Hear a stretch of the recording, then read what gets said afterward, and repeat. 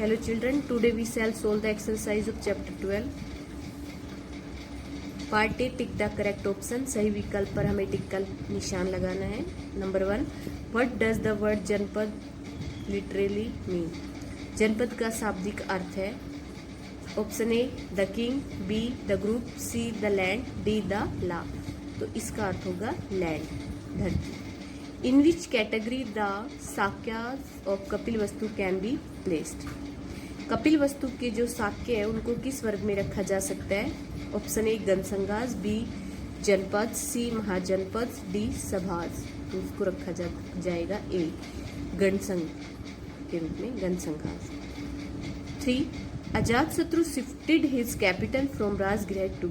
अजातशत्रु ने अपनी राजधानी को राजगृह से कहाँ बदला, कहाँ लेकर गया? Option A Vaishali, B Kaushambi, C Champa, D Pataliputra. तो वो लेकर गया D Pataliputra. 4, the supreme head of the state chosen by the people was? राज्य का सबसे बड़ा मुखिया लोगों द्वारा जो चुना जाता था वो होता था। Option A raja, B mahamatras, C ayuktas, D gramini. तो वो होता है option A raja. Which one of the following emerged as the most powerful mahajanapada? इनमें से सबसे शक्तिशाली महाजनपद के रूप में उभर कर आया वो है नंबर ए पर अंगा, बी वस्ता, सी अवंती, डी मगध। तो वो था D option Magadh. B part, fill in the blanks. Blank were the kingdoms where the kings were not hereditary.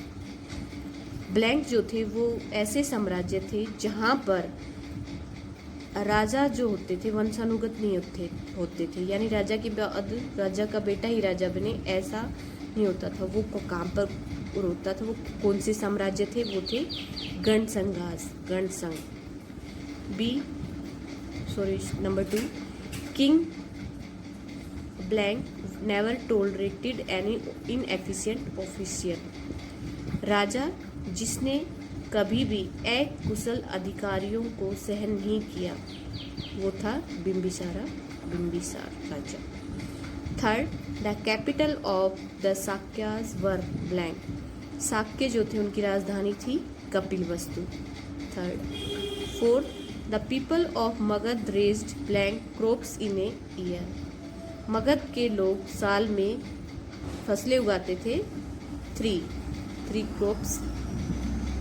5, the head of artisans association was known as blank. कारीगरों की जो संस्था होती थी, जो संघ होता था, उसका मुखिया जाना जाता था श्रीन के नाम से। राइट ट्रू और false for the following statement. निम्नलिखित जो कथन दिए गए उनके लिए ट्रू और फॉल्स बताएं।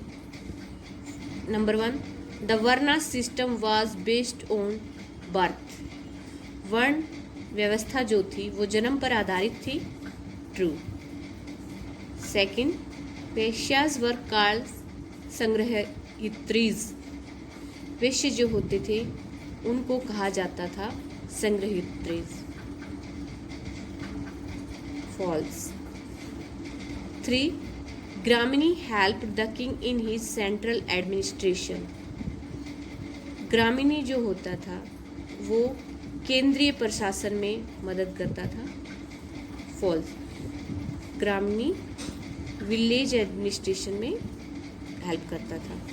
4, Magadh had a flourishing long distance trade. Magadh का एक उभरता हुआ लंबा व्यापारिक डिस्टेंस वाला व्यापार था, तो वो है true. There was no assembly in the republics. गणतंत्रों में कोई भी सभा नहीं होती थी, गलत, फॉल्स। यानी रिपब्लिक्स में एक असेंबली अवश्य होती थी। Thank you.